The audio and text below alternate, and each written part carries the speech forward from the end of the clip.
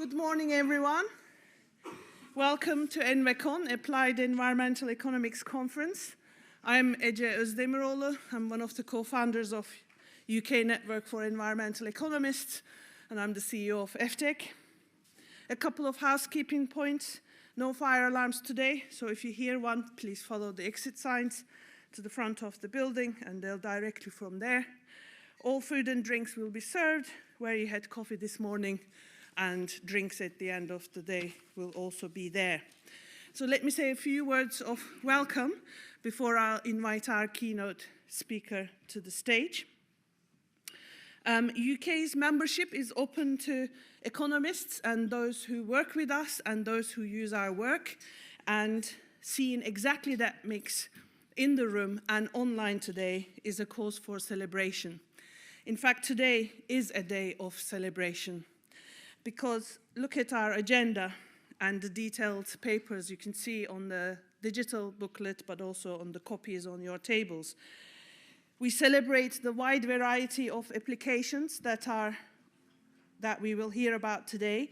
We work on varied and mounting challenges, and we need to pause and celebrate our hard, smart, committed, and collaborative work. And I want to thank for everyone who's here and who's online, and our scientific committee, our sponsor, and our supporters, and my team at eftec for making this day possible. We're aware that the facts and figures are not enough. We need to make sure that we're communicating them, that our decision makers that we're supporting are aware that our evidence is relevant and useful, and that's why we carved an hour at the end of the day to talk about communication, to talk about being heard by those decision makers that we want to influence. We celebrate the future today. There are many, many students here, and I hope today will be inspiring for your careers in environmental economics and science. We also celebrate the past. You'll notice that a couple of our sessions are honoring two of our professors, two of our pioneering economists, Professor Ken Willis, who passed away last year, and Professor David Pearce, who passed away over 20 years ago. You can find information about their work in the conference materials. What you won't find written down is the experience of working with them. Both were, of course, technically excellent and very pragmatic, but they were also patient, resilient, and always curious. I asked David Pearce once after an event back in the early 1990s how he could stand having to give the same message over and over again and come across fresh. And he said, you have to accept that repetition is part of the job. And that, yes, we are trying to change established thinking. And it's not going to be easy. We have to be resilient, and we have to be relentless. They both loved envecon and would have delighted in hearing how far the discipline has come and encourage us to keep going. So let's do just that and enjoy the day, starting with Professor Anjali Goswami and her keynote. Anjali is the Chief Scientific Advisor and Director General of Science, Data, and Analysis at DEFRA. Some highlights from her amazing career are in the conference booklet, so I won't go over them, but it's enough for me to say that bringing economics and science together in the keynote and throughout the day is another cause of celebration. So enjoy the day, and over to you, Anjali. Great, thank you very much. Well, it's a real pleasure to be here with all of you and to see so many colleagues from both DEFRA and from my kind of normal life as an academic here in one room together. So thank you for the invitation. Now, as I'm sure you all know, at the moment, governments around the world are focused on economic growth. It is the headline for many governments, including our own.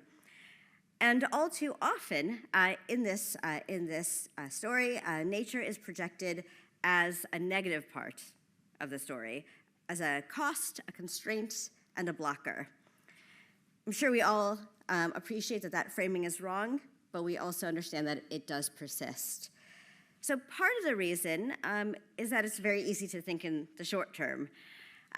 Now, in my, as I keep referring to it, I should probably stop that, but in my normal life, I'm an evolutionary biologist. Friday is actually my lab day, so after this I will head back to my lab. And as an evolutionary biologist, I tend to think on the long term. Thousands, quite frankly, usually millions of years, and my error margins are often in the millions of years.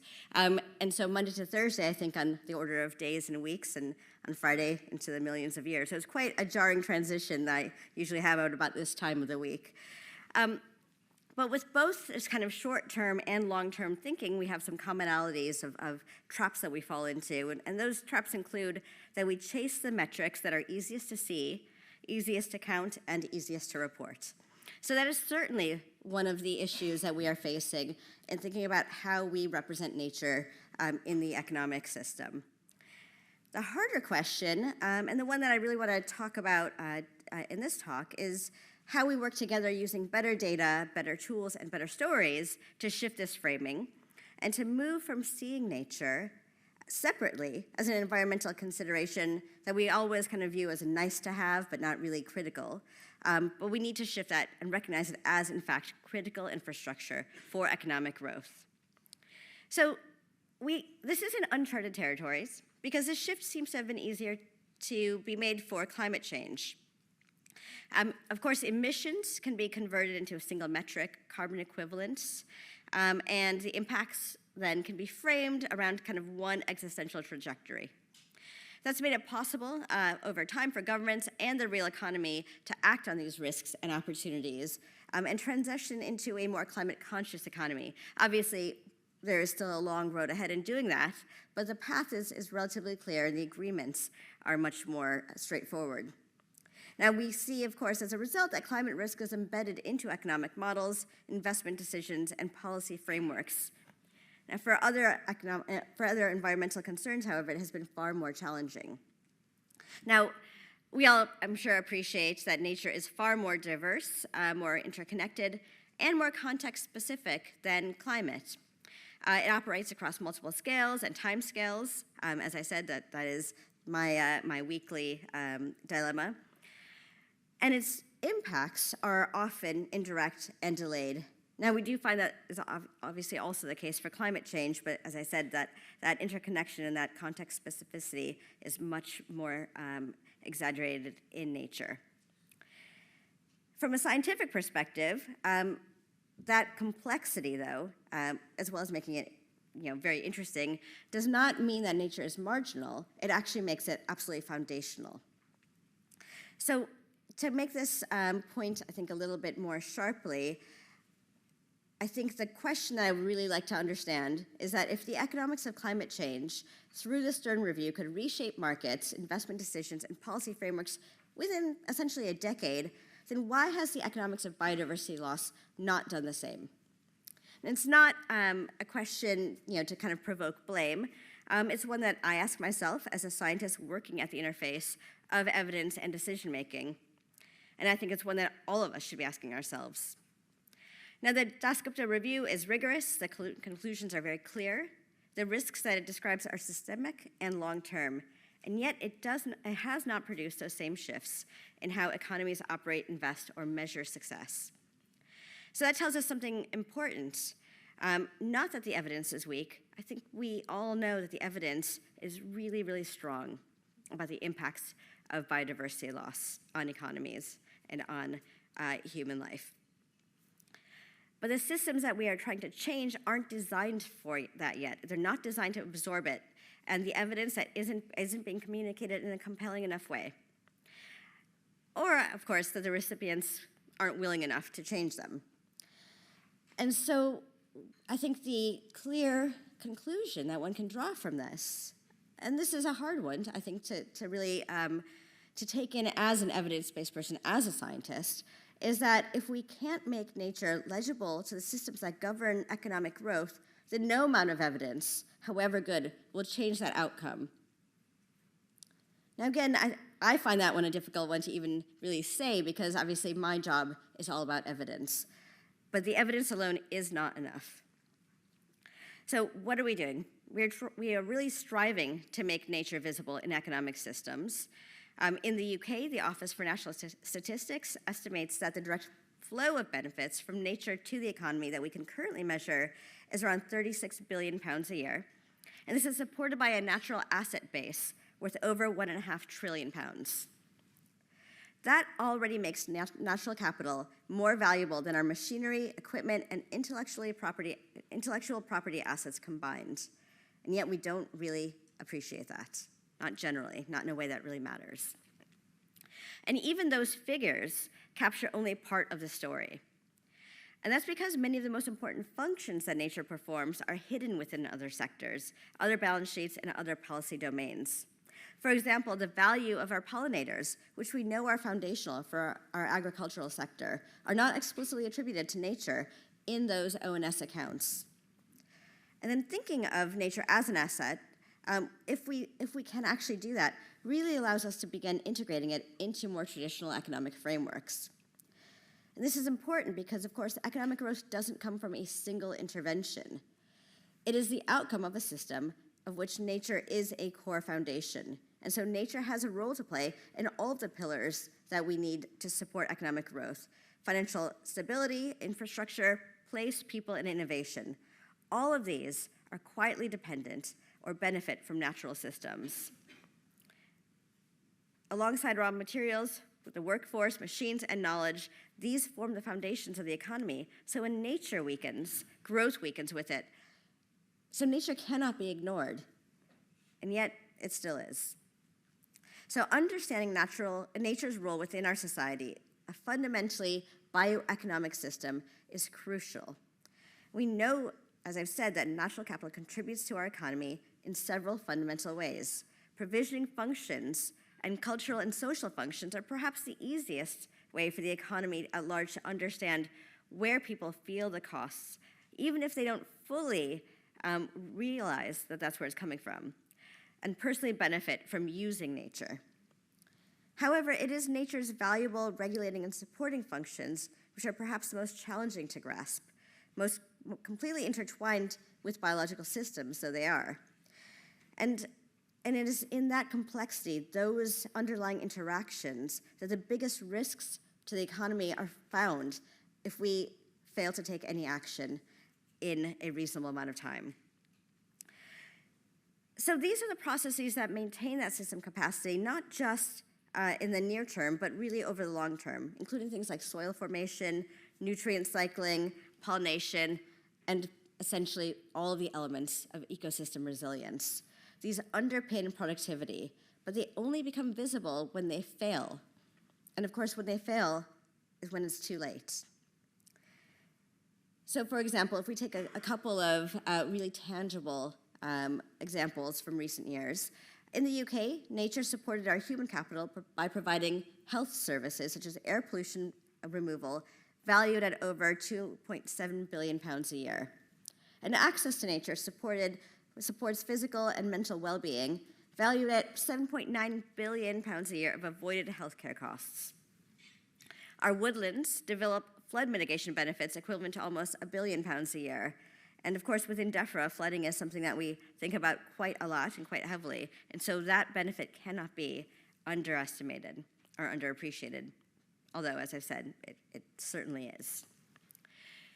And of course, these different functions don't operate in isolation. They interact, they reinforce one another, and they are often nonlinear, with thresholds beyond which recovery becomes difficult, costly, and maybe even impossible. And getting to the point where that recovery is impossible is something that we absolutely must avoid. And it's precisely this complexity that makes it harder, but also more important, to integrate into economic decision-making. Now, this is why robust science must underpin our decisions. We need to clearly demonstrate the role of natural assets in the economy and monitor how change in the condition of our natural assets impacts delivery of these key functions. But having said that, we know that there is this central tension that remains. So no one here will disagree, I hope, that nobody here will disagree that natural capital matters profoundly to long-term economic performance. But how do we ensure that the real economy acts now to protect and enhance this critical part of the productive infrastructure. So in the short term, it sometimes appears possible to achieve higher economic growth measured narrowly through GDP by exploiting and degrading natural capital. And it's taken as something that we don't have to worry about right now and we can probably fix later. From a systems perspective, and I would say that my kind of field of expertise is very much about looking at the interactions among different factors. So, this comes, I think, quite naturally to me, and so is quite surprising that it doesn't translate elsewhere. But from a systems perspective, growth which is achieved by drawing down the underlying capacity of the system is not sustainable and ignores nature's critical contribution to enable growth, even in the short term. So as I've said before, nature has a role to play in all of the pillars that we need to drive economic growth. And in scientific terms, we need to shift from thinking about nature as essentially a reactant, something that we can consume and is transformed by the system, to a catalyst, or substance that we need to speed up growth and make it possible to achieve economic growth targets, but something that is not consumed by the delivery of that growth. And in local contexts especially, deterioration of natural capital, as is the case with other kinds of capital, can reinforce a spiral of economic decline. And improvements in natural capital can be part of a positive economic spiral in which better environment attracts labor and capital and supports agglomeration benefits. So this is how we need to be viewing nature and the role of nature in economic growth as a key part of that productive system. And we require this new approach to growth to recognize it as part of that critical system, critical infrastructure for economic growth. So I feel like a lot of what I've just said is quite uncontroversial. You can tell me if you disagree.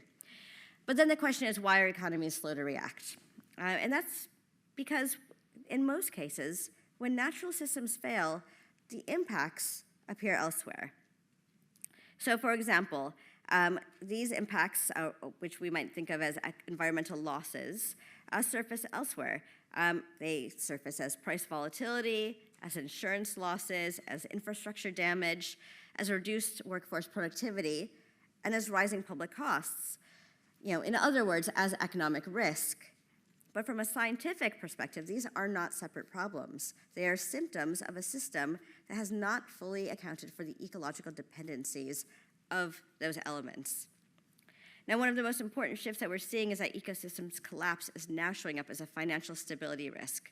And over the next decade, domestic chronic environmental impact, such as biodiversity loss and soil health, or loss of soil health, combined with acute impacts like wildfires, flooding, and disease outbreaks, could reduce UK GDP by 6%.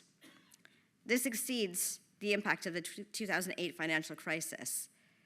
And increased risks from nature degradation from things like antimicrobial resistance and zoonotic diseases, if realized, could push this impact as high as 12%. These are jarring numbers, or they should be. So in response to this, what we're seeing is a gradual repricing of risk where nature underpins asset value, productivity, and stability. And our academics and forward-thinking financial institutions are beginning to take action. Some insurers and investors are beginning to price in nature-related shocks, including things like flood and drought losses, agricultural volatility, and infrastructure exposure. But the real economy is quite a bit slower to react to this thinking. And we are still rarely able to communicate the benefits of investing in nature as infrastructure and the risks of nature degradation, in particular to short and medium-term economic indicators, which then effectively translate into real economy action. Now, there are, of course, wider complexities and gaps in our understanding, and this is inherent in natural systems. We will never fully understand natural systems. But getting to that perfect understanding, or trying to achieve it, should not stop us from taking action. But it does increase uncertainty, and that uncertainty is a major driver of our slow response. And in many cases, it is used as an excuse to delay action.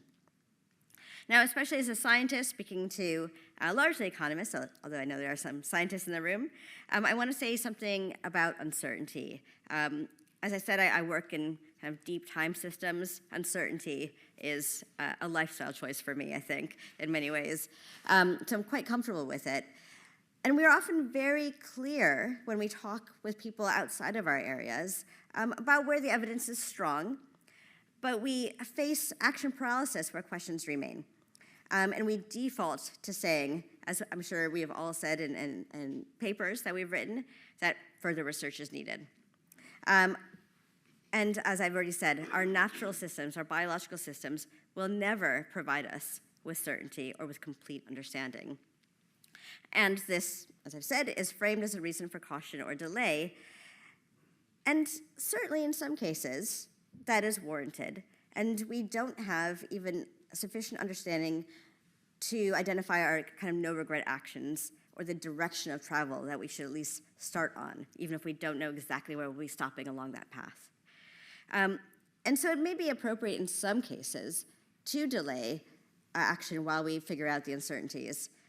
But in most cases, I would argue, we probably don't need to.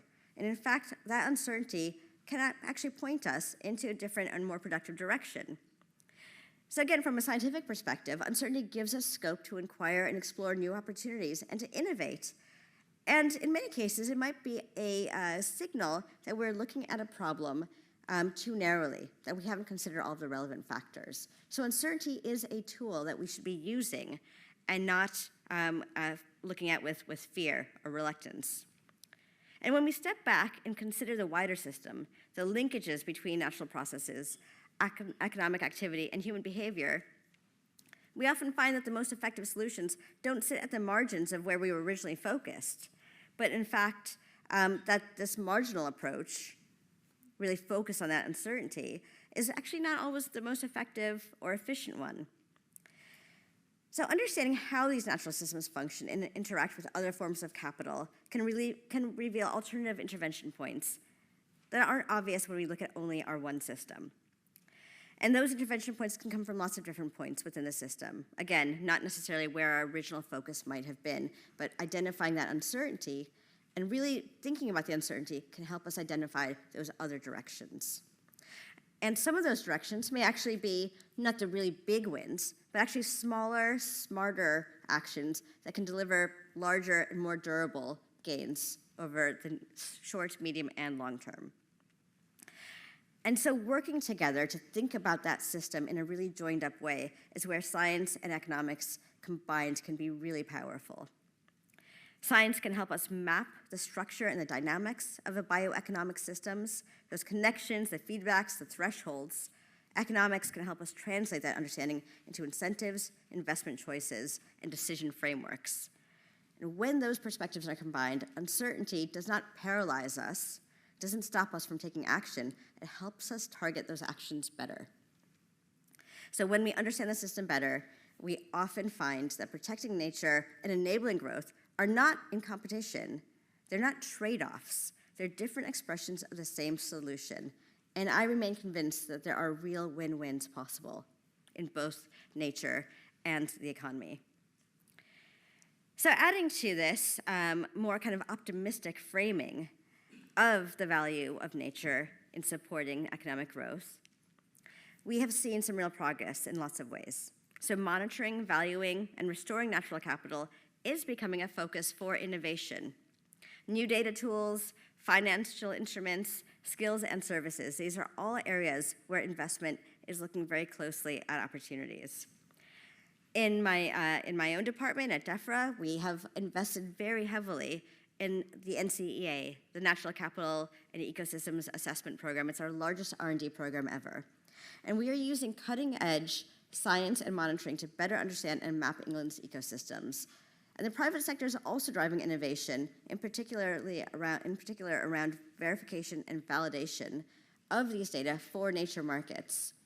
Now, from my perspective, certainly the data is the gold standard for the world, and what I would like to see that translate into is a gold standard for how we then take that information and build it into our economic system. So this is where nature can really intersect with innovation, productivity, and new market growth. But this innovation will only deliver that full value if it is anchored in a clear understanding of what nature does within the economy, and not just what it's worth at any one moment in time as we consume it. So when we talk about growth, this is not just about one sector or one policy lever. Nature is already shaping the conditions for growth across economic stability, infrastructure, people, place, and innovation. The question is whether we manage these relationships deliberately or whether we continue to just absorb the costs reactively. So can we be strategic? Can we be forward-thinking in how we embed nature into our economic system? So this is really a call to all of us here and more broadly. We need to build and better communicate a clear picture of nature's place in the economy, both in the short and medium term, as well as the long term. Now, most people get the long term, but they don't value it the same way as they would if they understood the value of nature to short and medium term economic growth. So we need to do better at articulating its importance in those systems. And of course, there are many. We know this. The short-term benefits of investing into and protecting nature includes benefiting communities, generating jobs, driving investment, and reducing the cost of living, as well as fundamentally improving the places that we live, right? So this improves human well-being on top of all the economic benefits. So how do we do this? How can we practically and pragmatically build in nature risks and opportunities to the models that really drive real-world change? I mean, that is the challenge ahead of all of us, and I really look forward to working with all of you over the coming years and hearing the discussions later today about how do we actually make this transition happen, because it is something that we absolutely must do. So thank you.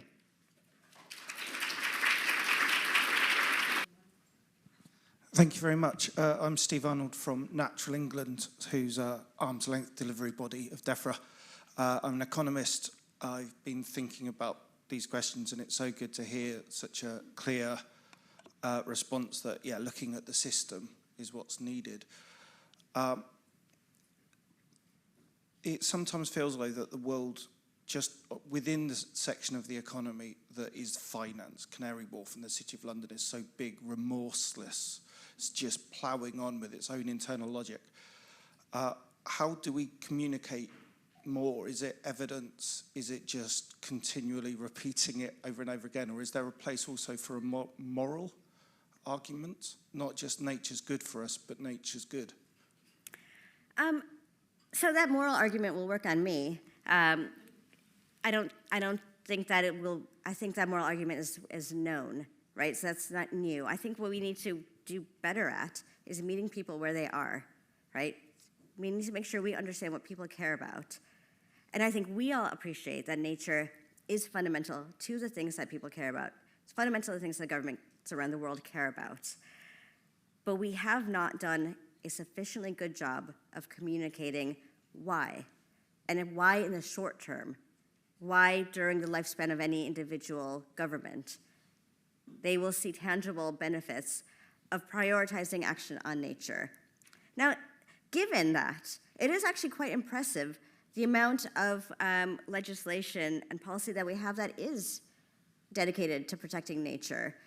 I certainly feel very, very impressed by the ambitions of government to protect and restore nature.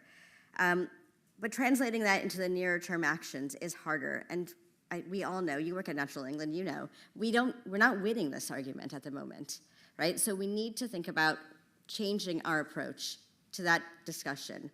And we have to reframe the value of nature in terms that people can understand. So fully appreciate the moral high ground, absolutely in there with you. It's not going to work. We need to meet people where they are.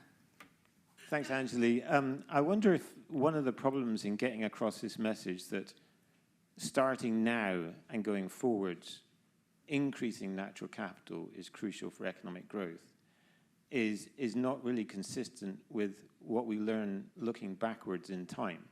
So if you look at evidence over the last 300 years for the UK or the US or Germany or any country for which we have the data, economic growth has basically been associated with running down natural capital and more than offsetting that with increasing particularly human capital.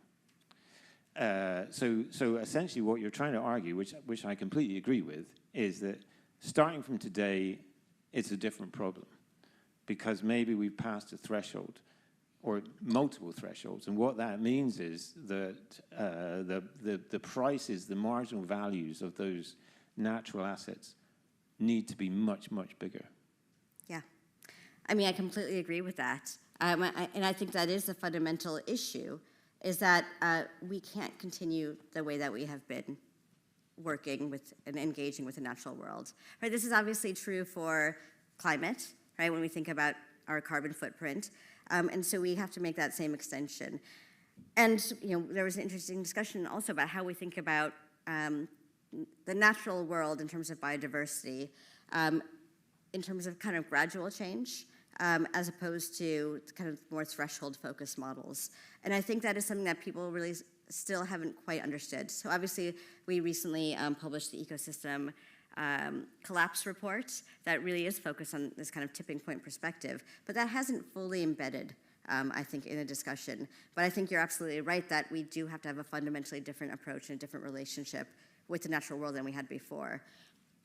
I think one part of this also is how we talk about the natural world, how we teach about the natural world from very early stages. So I have young kids, I help them with their exam prep at school and talk to them about what they're learning. And when they learn about natural systems, they are always this separate, pristine thing that we have nothing to do with, right? And I think that that sets us up for a really poor relationship with nature. And I think that reflects this kind of, several hundred years of exploitation of nature as opposed to like real partnership and viewing ourselves as part of that system and reliant on that system. So we do need a fundamentally different approach going forward, I think, but that's the tricky part. We'll support you. Great.